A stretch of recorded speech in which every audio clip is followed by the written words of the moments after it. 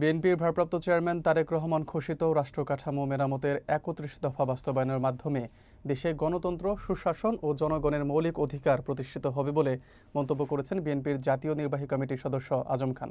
বিস্তারিত থাকছে শামীম মিয়াজির তথ্যচিত্রে। গতকাল বিকেলে চাঁদপুরের মতলব উত্তরে বিভিন্ন এলাকায় ৩১ দফার লিফলেট বিতরণ শেষে সাংবাদিকদের প্রশ্নের জবাবে তিনি এ মন্তব্য করেন।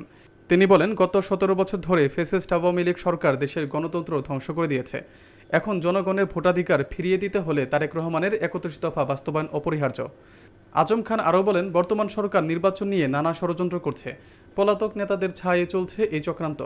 এই মুহূর্তে জাতিকে ঐক্যবদ্ধ হয়ে এসব ষড়যন্ত্র মোকাবেলা করতে হবে। এ সময় দক্ষিণ আফ্রিকা যুবদলের সভাপতি মোহাম্মদ আক্তার প্রধান, চাঁদপুর জেলার বিভিন্ন উপজেলার নেতাকর্মী ও স্থানীয় বিএনপি কর্মীরা উপস্থিত ছিলেন।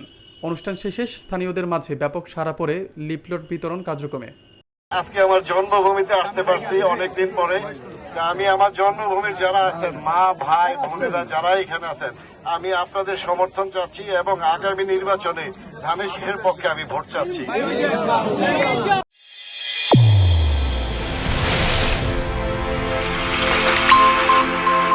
চ্যানেল A1 হৃদয়ের স্পন্দন।